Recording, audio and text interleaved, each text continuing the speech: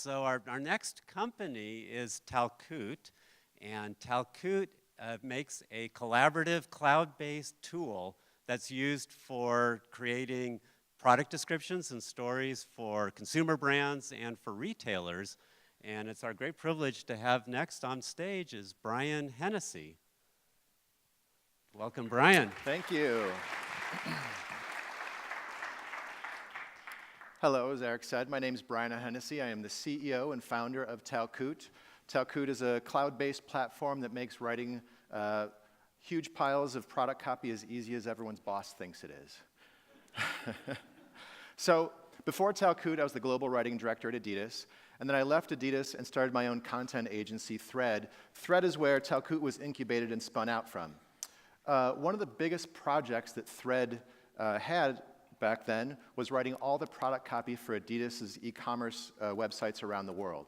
So in 2009, that project was 3,000 pieces of copy. But then as Adidas's e-commerce sales went from $89 million up to over $1.6 million, that project went from 3,000 pieces of copy to up over 35,000 pieces of copy.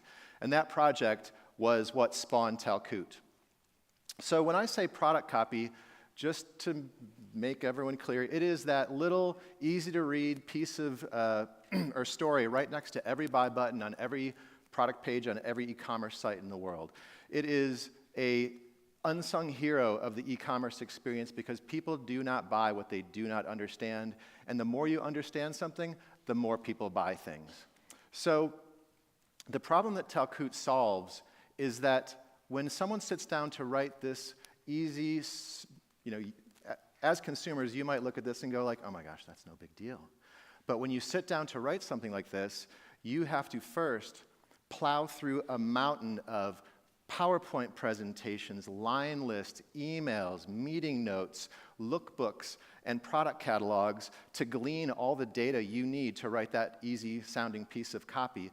And then you need to work with an entire team of product managers, project managers, editors, proofers, brand managers, and attorneys, and they need all that information too to make sure that that product copy is on brand, it has all the circle R's and TM's in all the right places, it won't get the company sued, and so take all that work that goes into that one little piece of copy and then multiply it by 1,000 because that's the amount of copy that that team needs to write to go to market that month. And then on top of that, layer in even more complexity because that entire team needs to know exactly where every single product sits on in your product line. So is it written to a runner? Are you writing to a skater? Are you writing to a basketball player? Because those are very different voices and they need very different content for their products. Is it part of a horizontal campaign because that is going to have ad support and you have to tie into that message? Is it a special makeup for Dick's Sporting Goods or Foot Locker because they're going to have to approve the copy? Is it a collaboration with another brand or a famous designer because they need to look at the copy? The list goes on and on and on. This is hard. This is why I like to say writing one piece of copy is a small act of creativity. Writing 1,000, 3,000, or 5,000 pieces of copy is a massive engineering feat. So that is why when you go online and look at most e-commerce sites, they're choked with things like this. This is a low-quality, purchase-resistant list of benefits and features. This is not what I'm talking about, and I know you guys thought this is what I was talking about when I first got here. This takes no collaboration, it takes no coordination, and it takes no knowledge of any consumer. This is easy. This is data entry. So this not only is incredibly boring to read, but now it's going to put you out of business too. Because now we're living in the world of direct-to-consumer. And what all the direct-to-consumer brands who are disrupting every industry knows is that content is the beating heart of their brand. It is not an afterthought. It is not a cost center. It's a competitive advantage because direct-to-consumer is about having one-on-one conversations with consumers and having relationships. And you do that through really high-quality content. So not only is the quality of the content going up, the stakes are going up there, but I'm going to take a pause here and say the next slide is literally real. It just happened. But 18-month life cycle, product life cycles are over. Product releases are now event-driven. You release products about Beer Fest. You release products about movie releases. You release products about holidays. So products aren't being released in seasons anymore. They're being released by months and even weeks. And the content has to keep up, because if you don't have a story, you don't have anything to sell. So most brands are built not for this direct-to-consumer world. They're built for the old wholesale world, where where product content was an afterthought. It was written by different teams in siloed events, and it was written from different source material, usually with spreadsheets and email. And this is slow, it is error-prone, and it is really costly. What Talkoot does, it brings all your content creators and approvers across departments and geographies and your whole organization and brings them into one collaborative workflow. It pulls all the data from the back-end system, so you have all your data, your documents, and your images you need to write that story right now about that product. It also gives everybody visibility about all the stories written about that product. So if you are writing your e-commerce copy, you can see what Amazon wrote. You can see what the translation was. So with Talkoot, our one client, Adidas, has slashed $1 million out of their content production budget. Mountain Hardware is, in their own words, 4 times more efficient using Talkoot. And Doc Martens saw a year-over-year increase just due to the ability to create more and more powerful copy. So in terms of our competitive landscape, you can think of the competitive landscape as a content supply chain. The product content moves from content creation to storage and distribution and to the e-commerce platform and the consumer experience at the website. So in terms of storage and distribution and the consumer experience, those are very mature parts of this competitive landscape, and there's lots of companies to choose from, especially for brands with revenue over $50 million. But in terms of content creation, I've been in this industry for almost 20 years, and I know of 2 companies who didn't do things with spreadsheets and email. They had their own homegrown system, and they hated it because it was all for legal reasons. So everywhere you see spreadsheets and email, it'll be more efficient and cost-effective to work in Talkoot and lots happier. Oops. So in terms of our total addressable market, our pin strategy starts at sports apparel and footwear because Adidas was our first customer. And apparel and footwear is also the largest e-commerce category in the world. Then we've landed customers in sports equipment and fashion apparel and footwear. And then we've moved on to furniture, toys and hobbies, and accessories and luggage. And then finally, we're going to move on to appliances, electronics, home goods, and cosmetics. That represents over 23,000 manufacturers, 334 retailers, and 7,600 agencies that support those companies. So in terms of traction, we've landed 9 customers, and these aren't just any customers. These are marquee customers in our targeted verticals. We have $430,000 in annual recurring revenue. Average deal size is $48,000, and our monthly recurring revenue is $36,000. And not only are we excited about our traction, but we're also excited about our pipeline. In the last 3 months, and just the last quarter, we've added over 90 solid leads. These are all household names that you probably recognize, and if not, they're direct-to-consumer upstarts that you will hear about really soon.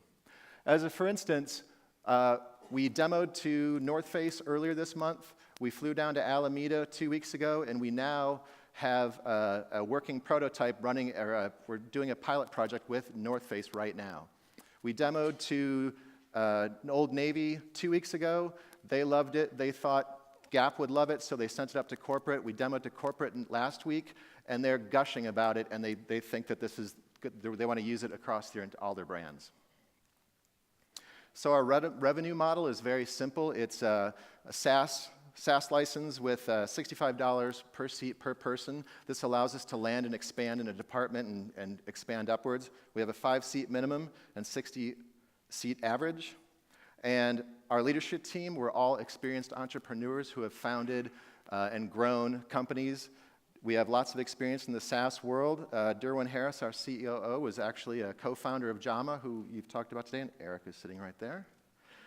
And our financials. 2018, like I said, we have $430,000 in recurring revenue. 2019, our plan is to be at 1.2 million, 2020, 4.2 million, and 2021, 9.2 million. We are here at the Bend Venture Conference, and I am standing on this stage because we are looking for partners to take this ride into the direct-to-consumer world with us. Thank you very much for listening.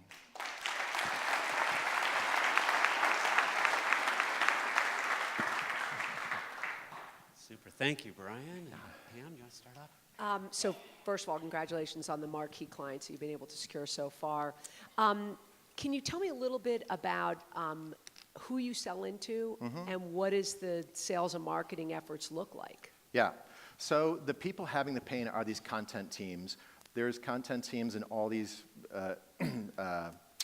consumer brands, but the content teams don't have the budget, but they have the pain. And so we usually have strangely, like I think that there's a lot of people who don't believe in LinkedIn, but we have amazing success with LinkedIn because these writers and content managers, no one contacts them.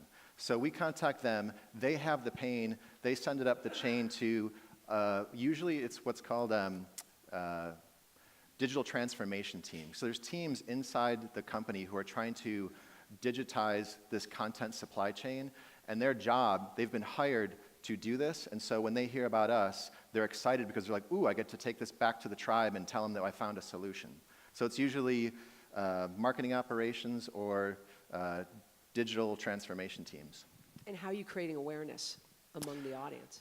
You know, we're going to fashion, especially in fashion and outdoor and sport, they're strangely tight-knit communities. And so we'll go to outdoor retail, and I'll speak, and coming from Adidas and having solved this problem, they're hungry for a solution, and so we're getting a lot of awareness there. We're doing outreach, we're doing webinars. When we do a webinar, Levi's shows up, Columbia Sporting Goods show up. So we're doing direct sales, we're walking the floors, and then we're also doing a lot of content marketing. Just a question, kind of following up on that. It sounds like you've got some things dialed in terms of the product, some great marquee brands. In terms of accelerating the business now, where do you see, what are those kind of roadblocks you're going to have to overcome in order to continue to kind of hit those milestones? What are you thinking about? Really, it's figuring out the sales model. I mean, we're getting great traction, but this is all done with 8 people who have no sales experience. It's just been scrapping and bootstrapping. And so we're about to bring on a VP of sales, and it's really scaling that sales because we have a mature product, the market is hungry for it, and it's just kind of making sure we get that sales cadence going. And then building in the features that make it more sticky, like translations and integrating with industry standard platforms. So if on the terms of the market, if you get, let's say, 1,000 customers, 1,000 brands, and they're paying $40,000 a year, that's about a $40 million opportunity. How do you grow that? Is it going deeper in the workflow, or is it going into other verticals? What's your thinking on the bigger opportunity? You know, there's a few different ways to go with the opportunity. The first opportunity is to own the whole production life cycle of the product page. So it's not just the copy. There is photography, video, and translations, and each one of those, as e-commerce is becoming mature, each one of those has to act in tight coordination. So for instance, for our largest customers and most digitally sophisticated customers, when the photography changes, the story has to change, and then the translation has to change, and it all has to work in tight coordination. And so first is to be kind of like the Adobe suite of the product page. And then from there, there's no marketing system. So there's campaign-based systems like Sprinkler and Opal, which are great for campaign-driven stuff. But the sweet spot that we own is we actually can link marketing to a product number. And so everywhere else in an organization like this, you can link sale or ROI, you know, your materials, your cost, all your costs come back to a product number. The only thing that doesn't come back to that product number is your marketing costs or your marketing ROI. With this, if we integrate with a Sprinkler or kind of social media platforms, we can actually pull that information back, serve up our product copy to those teams who need it, and then pull the success rates back and tie it to a product number. Terrific. Let's think about audience questions. Raise your hand. Okay, yes, right here with the orange cube. So can you say a little bit about your current integrations and your planned integrations with what platforms you're working with? Currently, we don't have any standard integrations, but that is post-funding, that is a key to our success, is integrating. So we've been developing for our customers, and they've been doing their own custom integrations internally to their own back-end systems. But right now, we want to integrate with, like I was saying, industry standard platforms. Like there's a company called Elastic Suite who we've been talking with a lot. We share customers. And Burton Snowboards is dying for an integration with Elastic Suite and Talkoot. And as soon as we integrate with one customer, they have an entire list of marquee customers that we can then go to and sell to. So Shopify, WooCommerce, all these industry standard solutions, when we integrate with those, we can just go down their line list because nobody has this content thing solved.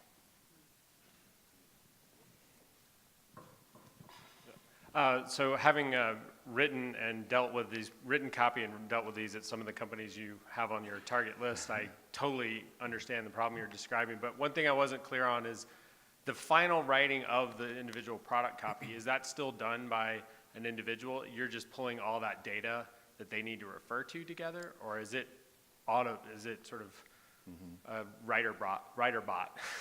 No, the writer bot is a long way away. That's what I figured. So it is written by writers. Sometimes it's internal, it's mostly internal to these organizations, and sometimes it's external, sometimes it's a mix. But we do have a little bit of intelligence in that we have this thing called brand check. And so, for instance, brand check, as an example, you probably don't know this, but you can't say this shoe improves performance. You will get sued. I've been involved in 3 lawsuits. You can't say that. And so brand check, you can actually preload. It's kind of like spell check, only you can preload phraseology. And so if a writer says improves performance, it says, nope, can't say that. You have to say helps improves performance. You can't say this protects. So you can help steer the writers in the right direction so that they can focus on doing great stuff, creating great content, and they don't have to worry about all the details and niggly stuff.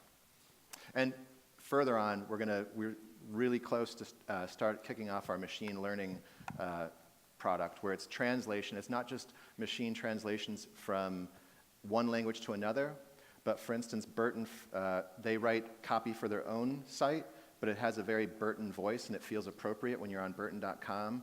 When they sell on Amazon, they don't want the Burton voice there because that's mom and pop shopping for your son or daughter. So you can actually do machine translations for translating Burton voice to Burton Amazon voice. Very cool. Okay, yeah, please, right here. Can you talk a little bit about the onboarding process with the writers? Because even though the data that they're used to collecting, and it's rather much a pain for them to be able to do it, changing behavior can be challenging. Yeah, and this was critical because this is a very non-technical audience. I know this because I employed a lot of them in the past. Writers aren't technical, so we made the interface, it looks like Google Docs. And we actually have a bit of a problem when we show people outside the industry because they're like, can't you just do Google Docs? The power of Talkoot is in the back end and connecting the relationships. And so the writer, when they go in, it takes like 2 weeks. We've actually had customers turn down training because they're like, no, I think we got this. So 2 weeks and companies are up and running. Right here with the orange box. Hi. I was just curious, how did you come up with your 5-seat minimum, and do you have any plans to make like a freemium 1-person, 1-seat option? No, like not for a while. Pricing? Not for a while. Yeah, the pricing is, there is still onboarding. We're doing a lot of this because we've been scrappy and because we haven't had funding yet. We have a lot of manual things going on in the background, and so it is really not cost effective to have less than 5 seats. So eventually, yes, we would love to get a freemium version because the world is going from monoliths like Adidas and Nike to thousands and thousands of very successful companies, like direct-to-consumer companies, and we want to make sure we capture those companies. Can you talk a little bit about, I know you talked about the markets you're going to go after, and it totally makes sense in terms of focusing initially based on the relationships you have in the outdoor and the apparel marketplace. why is the electronics marketplace so far out in terms of the future when you think about the number of SKUs they have and the kind of the vast opportunity that may exist with that segment? Yeah, we're just being opportunistic, really, and like when you solve footwear and apparel, it's a natural to go to sports equipment, and you can have a great story to tell. And so it's been more of an organic growth where you can just walk into Burton and say, hey, we do, you have some footwear, and you also have boards. You could do it all in one place, and that's a great story. It's a little harder right now to go to Samsung and say, hey, it's kind of just like shoes and apparel. So we're just kind of going organically. We have nothing, I am not dogmatic about it. If they come to us, that would be great. Right here, please. Yeah, the orange. Hi, my name is Jackson. I just have a real quick question. How did you come up with your name, the story behind your name, and do you worry about people pronouncing it Talkoot or Talkoot, and does it even matter? That doesn't matter, because it's different.